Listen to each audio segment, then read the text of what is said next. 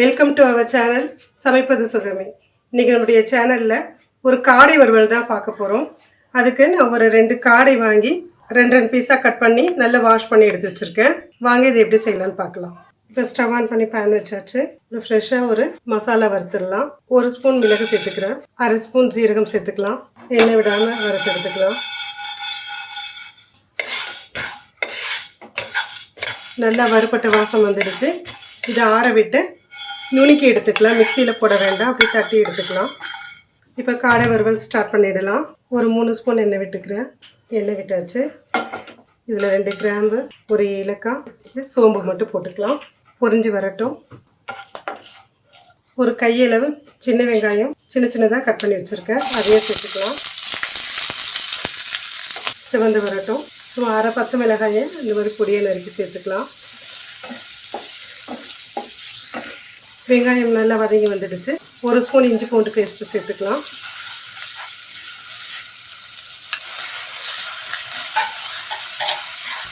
கொஞ்சம் கருவேப்பிலை இலைகளையும் சேர்த்துக்கலாம். இஞ்சி பூண்டு நல்லா வதங்கிடுச்சு. இப்போ இந்த காடையை சேர்த்துக்கலாம். 2 காடையை வாஷ் பண்ணி நல்லா எடுத்து வச்சுருக்கேன்.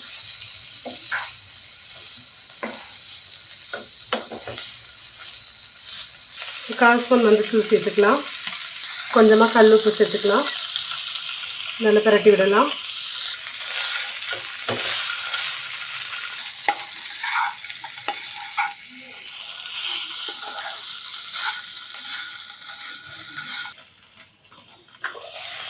இப்போ காடையை போட்டு நல்லா ஒரு 3 நிமிஷத்துக்கு மேலே ஆகுது. இவ்வளோ நேரம் நம்ம போட்ட மஞ்சள், உப்பு, இஞ்சி பூண்டு பேஸ்ட்டில் வெந்துருச்சு. இதுக்கு தேவையான மசாலாலாம் சேர்த்துக்கலாம். ஒரு 1/4 ஸ்பூன் மிளகாய்த்தூள், தனி மிளகாய்த்தூள், ஒரு 1/2 ஸ்பூன் கொத்தமல்லி தூள் போட்டு கலந்து விடுவோம்.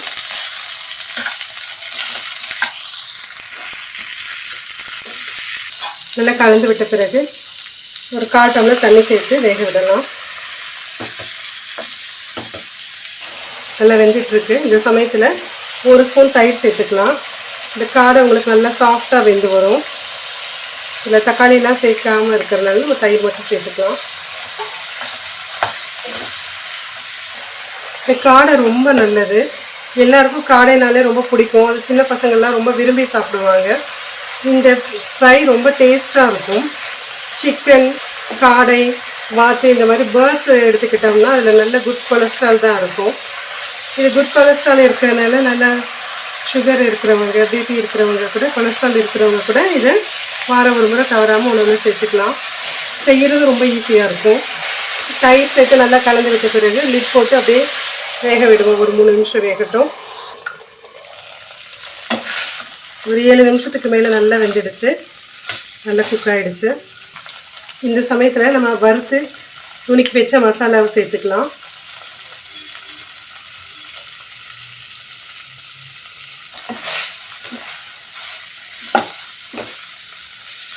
நல்லா கலந்து விடலாம்.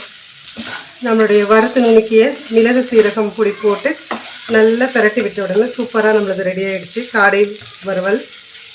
இந்த காடை வறுவல் அருமையாக ரெடி ஆகிடுச்சு. இது நல்லா சாம்பார் சாதம், ரசம் சாதம், தயிர் சாதத்துக்கு ரொம்ப அருமையாக இருக்கும், பொருத்தமாக இருக்கும். இந்த ஃப்ரைட் ரைஸ்லாம் செய்யும் பொழுது இது ஒரு சைட் டிஷ்ஷாக வச்சுக்கிறதுக்கு ரொம்ப நல்லாயிருக்கும். பசங்க இது ரொம்ப விரும்பி சாப்பிடுவாங்க. சின்ன பசங்களுக்கு இந்த ஹீமோக்ளோபின் இன்க்ரீஸ் ஆகிறதுக்கு இதை ஒரு நல்ல ஒரு மந்த்லி ஒன்ஸோ ட்வைஸோ செஞ்சு கொடுங்க. வாங்க இதை சர்விங் பவுலுக்கு மாற்றிக்கலாம். வாங்க நம்ம இப்போ சர்விங் பவுலுக்கு மாற்றியாச்சு. நம்ம சேனலில் ஃபஸ்ட் முறை வாஷ் பண்ணுறவங்க தான் சப்ஸ்கிரைப் பண்ணிக்கோங்க. நம்ம சேனலில் எல்லா ஃபுட்டுமே சிம்பிளாக இருக்கும், ரொம்ப ஈஸியாக இருக்கும், ரொம்ப டேஸ்டியாக இருக்கும், ரொம்ப ஹெல்த்தியாக இருக்கும். Thanks for subscribing. Thanks for வாட்சிங்.